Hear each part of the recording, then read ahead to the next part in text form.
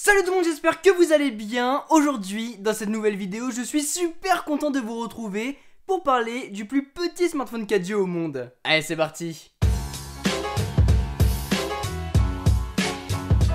Le voici, le voilà, il s'appelle le Jelly Pro de UniHertz. Je connaissais pas du tout jusqu'à ce qu'il m'envoie un mail en me disant hey, tu veux mettre la main sur le plus petit smartphone 4G au monde?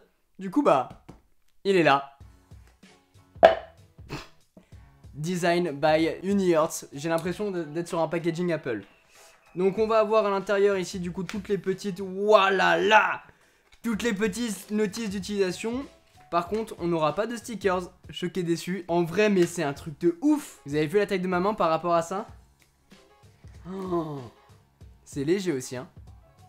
Ok bon on va voir ça après. Oh c'est trop mignon. Il a même son mini film de protection fourni avec quoi. On va avoir du coup tout ce qui va être câble d'alimentation. On a un câble micro USB pour le recharger.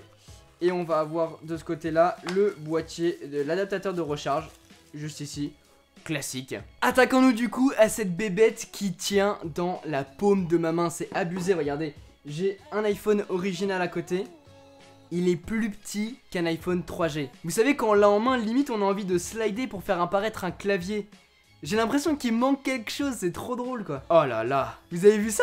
On va en parler tout de suite. Ce qui est assez dingue avec ce petit téléphone, c'est que c'est pas un petit téléphone, c'est réellement un smartphone, le plus petit smartphone 4G au monde. D'ailleurs quand on l'ouvre, parce que oui, on peut l'ouvrir, le dos est amovible, on pourrait y mettre 2 cartes SIM et une carte micro SD pour étendre le stockage qui est de base de 16 Go, ce qui entre nous est largement suffisant pour l'utilisation qu'on va en avoir. C'est l'enfer pour écrire dessus hein. Parce que oui, vu que le smartphone est tout petit, il a aussi un écran tout petit, 2,45 pouces. Je sais pas si vous vous rendez compte, par exemple, 2,45 pouces, 6,4 pouces pour le Galaxy Note 9. C'est le jour et la nuit. Mais du coup, c'est clairement pas pratique pour écrire dessus. Après, dictée vocale, toi-même tu sais, hein. Et je pense que quand on utilise un smartphone comme celui-là, c'est clairement pas pour envoyer des messages. À la limite, on appelle directement. Et si jamais on veut chercher un truc sur internet, dictée vocale. Il est fait par contre entièrement en plastique, c'est pas hyper esthétique, mais par contre il pèse que 100 grammes, un petit peu plus de 100 grammes. C'est du coup super léger et à mettre dans sa veste ou dans un pantalon, et bah c'est génial. Dessus c'est Android 8.1 qui tourne. Même certains smartphones de base n'ont pas cette mise à jour là. Mais après dessus vous allez pouvoir faire pas mal de choses que vous pouvez faire avec un smartphone normal. Comme regarder des vidéos, la qualité elle est pas géniale mais vous pouvez le faire. Vous pouvez écouter de la musique, d'ailleurs vous avez un port jack pour ça. Et aussi vous pouvez jouer à des jeux comme Knife Hit pour passer le temps. On retrouve aussi une caméra à l'avant et une caméra à l'arrière. Mais clairement c'est pas exploitable du tout.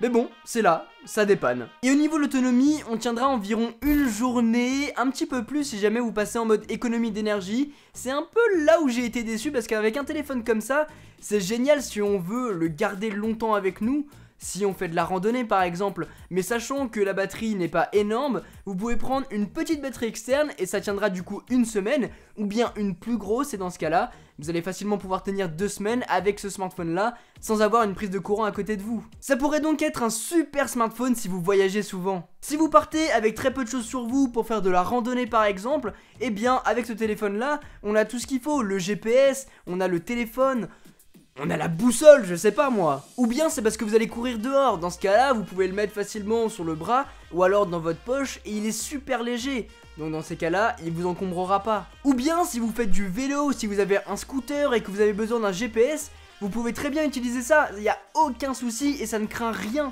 Vous allez pas mettre votre téléphone, votre Note 9 ou votre iPhone 10S Max sur votre scooter pour vous le faire chourer hein. Enfin bref, il y a des tonnes de scénarios imaginables avec ce petit smartphone. N'oubliez pas qu'il est pas fait pour être utilisé comme un smartphone normal entre guillemets, comme l'iPhone 10S, le S9 ou le G7. Je pense qu'il mise énormément sur le côté minimaliste et vous allez pouvoir l'emporter partout avec vous. Ou bien si vous êtes en prison, ça peut être un très bon téléphone pour être dissimulé.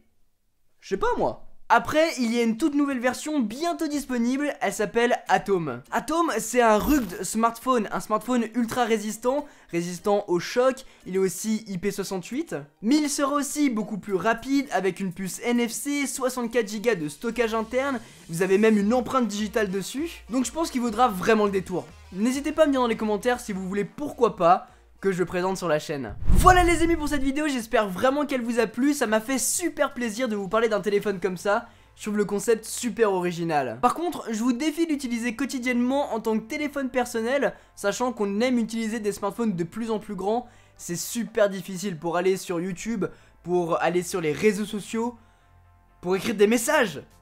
C'est impossible. Ah oui, c'est environ 112 €. Je vous mettrai le lien Amazon en description. N'oubliez pas de faire comme les frères JPP, mettre un gros pouce bleu et vous abonner si ce n'est pas déjà fait. Sur ce, c'était Quentin, passez tous une très bonne journée. Tchau.